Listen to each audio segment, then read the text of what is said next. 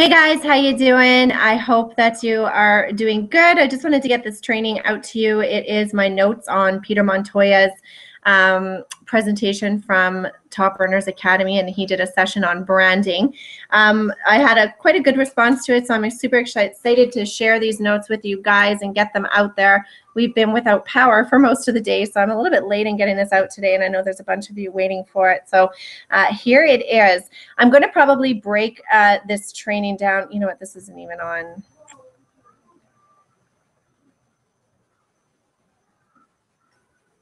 There we go. It wasn't even on the right screen. I'm going to break it down into 3 trainings. It was about an hour and a half presentation. So I'm going to do the first half an hour, second half an hour, and third half an hour. This first half an hour was so powerful that I think you'll get a lot out of today. So I will get right into it. If you don't know much about Peter Montoya, he's been interviewed on, CNN with Wolf Blitzer and tons of other places. He's very knowledgeable in branding, and he really consults more with, multi-million-dollar corporations, business owners, that kind of thing. He's not very specific to the home business industry at all, but he did come out to speak to that crowd at Top Earners Academy, and he did take his presentation and really, kind of make it work for that crowd and really make his information work. I mean, it works for anybody who's working on branding, but it was really powerful. So he said his first job was with Tony Robbins, pre-selling tickets to his events, which I thought was awesome. He said he used to travel around from city to city going, and he'd go about 3 months before the event and sell. So he was a salesman. And he basically said in the beginning of his presentation that if you're average at sales and you want to increase your sales, so I mean, you can think of that as sales or prospecting, you could, basically just look at it that you have to focus on your marketing and branding. And if you focus on those 2 things, you will increase your sales. It's not so much that you need to work on your scripts or anything like that. It's really attracting the right people and really marketing to the right crowd. So we're going to get going here. So what is a brand? A brand is a relationship. He said it was 3 points. So the first point was a relationship, and that is between you and your prospects or your consumers, that nurturing, that trust, them liking you, them wanting to be around you. So building that relationship. It's your reputation, and it's what they know about you before you even show up, so what people are already saying about you before you're even there. And that's a huge part of a brand. And then 3 is specialization. And that's where he focused on for this first half an hour, was in specialization. So he basically said that great brands become synonymous with solving specific problems. So they specialize in solving those problems for their target market. And that the main purpose of your brand, the goal of your brand, is to attract qualified, motivated prospects or customers. And that's what they all want. They should be excited to work with you and, to find out what you're putting out next. Those kind of people, right? And I'm sure you either follow them or you buy from them. They're the kind of people that if they're putting a product out, you're going to buy it, or you're going to want to have a look at it. Or if they're putting a training out, you're going to follow it. So that's really the goal of your brand. So specialization is the never-ending process of refining your products and services for a defined ideal target clientele. And that's really huge to think about and wrap your mind around, because it's the never-ending process. You're always going to be evolving for your target market. How everything's changed so much just in even the last 5 years. And to think about how you always have to be ahead of the market. You need to know what's going on, what's working, what people want. So really staying in the mind of your target market, knowing and anticipating what's coming, or if you hear that there's a new problem that you can solve, going after that.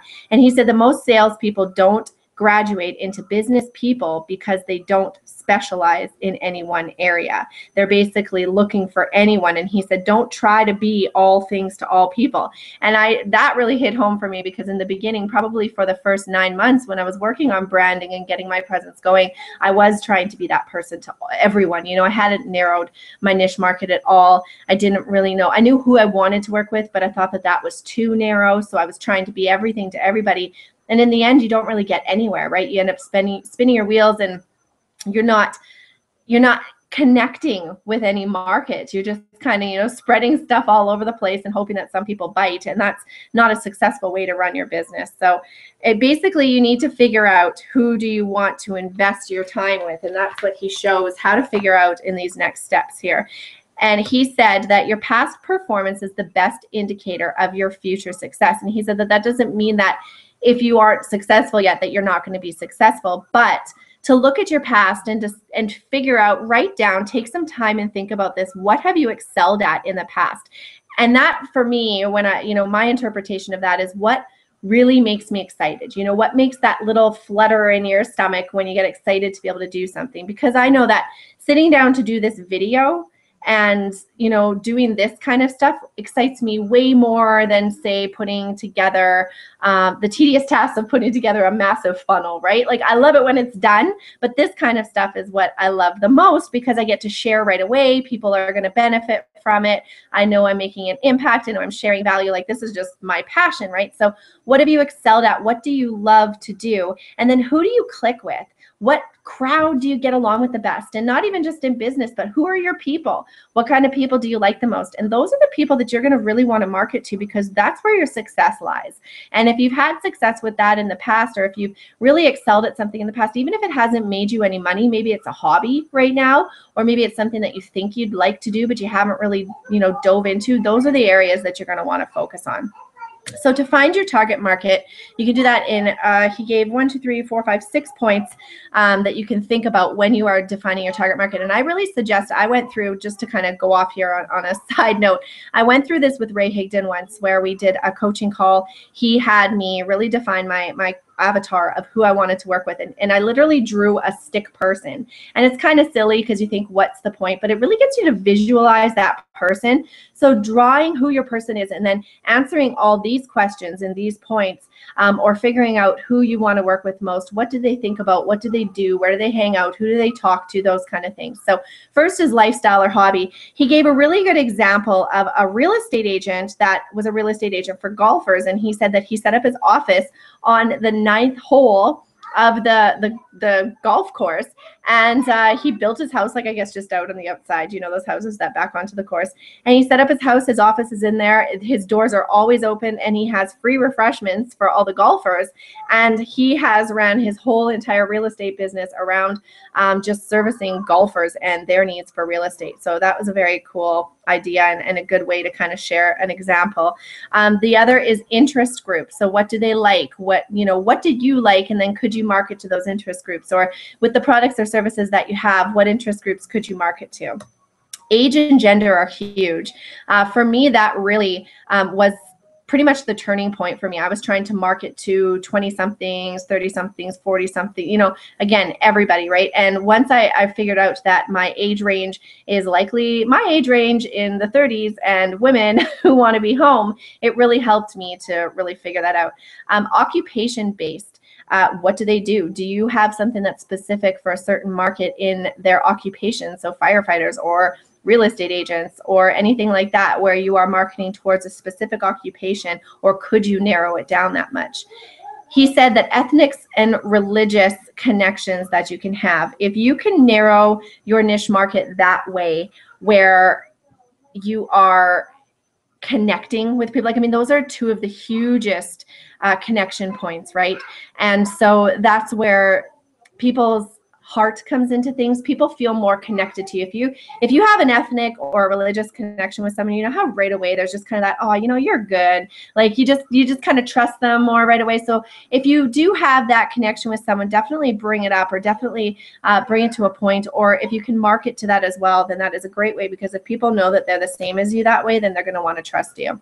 And 6 is life events, which is a huge market that not a lot of people think of in their marketing, and especially in home business. But I know, I have a lot of friends who are divorced, and when people are divorced, they connect with other people who are divorced, right? You have that connection where you can say, hey, it sucks, right? And I know that there's a lot of people that have connected that way. Retirement, people have had a baby. So for me, with, my stay-at-home moms, they've had babies. You can connect, you can have conversations about your kids. That's probably one of the easiest things to talk about. Or a death of a spouse or a parent or anything like that. If you're in any grieving groups or any types of either online or in person, where you can connect with people like that. It's really great. And he gave a really good advice to kind of go back to the age and gender. He gave really good advice to women. And he pointed out that in marketing, men tend to be more confident than they are competent, and women tend to be more competent than they are confident.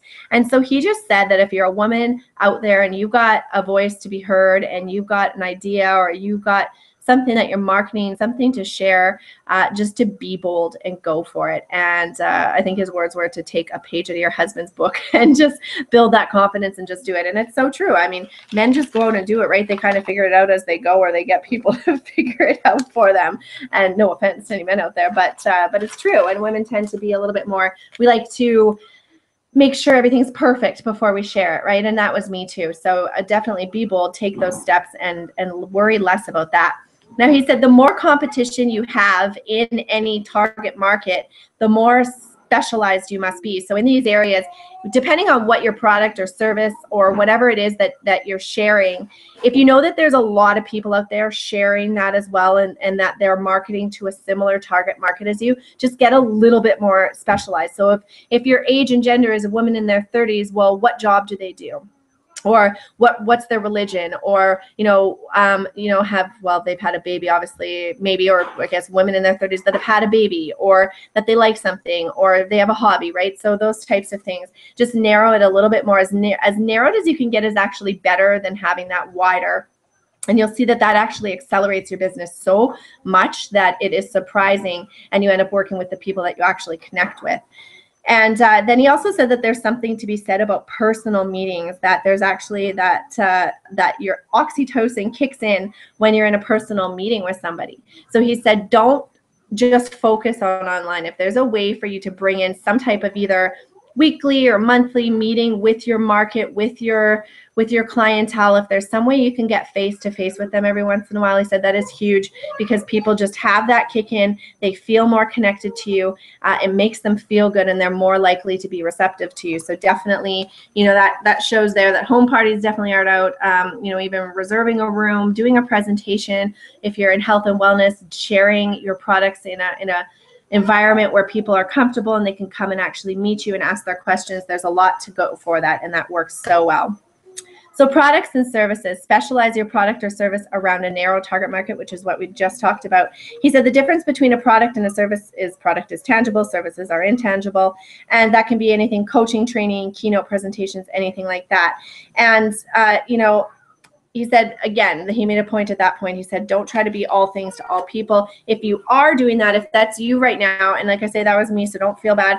But he said, if you are that person, maximum 5 years of doing that. Definitely work on figuring out who your niche market is. It doesn't have to be immediate, but to definitely be identifying with who you can be relating to. He said the hardest lesson for people in building their brand is you have to repel in order to attract. And anybody who has already, narrowed their target market knows that. And I figured that out too, that if I was going to be marketing to parents who want to stay home, then chances are the single girl who's working her corporate life, maybe looking for something on the side, wasn't going to really connect with me, right?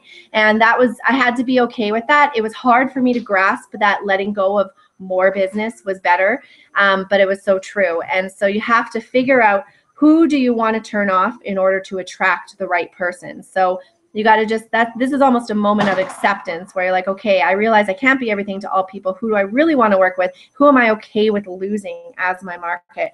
He said your specialization will probably evolve every 3 years. And that's so true. As you go through yourself, as you go through your life and your life changes, as our kids grow up and, we become empty nesters, I know that my market's going to change, right? And so you can definitely allow that to happen. He said every 3 years is totally fine, and it likely will happen. And your market will likely evolve, right? Their needs are going to change. The world's going to change. So it's okay to... Some people, and I do this a lot with my coaching clients that I talk to about their branding, they're always afraid to specify what they are right now, because it's like, well, what if I'm not that forever? And it's like, that's totally okay. You can change it no matter what in the future. That is fine. He said the question that he gets the most is, can you have 2 specializations? And he said yes, but he said those people are usually less successful unless if they were already big. So if you don't have a huge business and or a huge following, or however you're running your business, definitely try to stay to 1 and add in a second one as you get big, which most of us know, but it's we always want to have more than one thing going on, so it's a good lesson that way. So here's the homework. This was at the end of the first half an hour. He said, build a specialization statement. And the specialization statement is for you and your team. It's not a tagline. It's not your public statement that you're sharing with the world. It's just a totally simple specialization statement that's going to allow you to use it with your team and know exactly what your purpose is, what you do.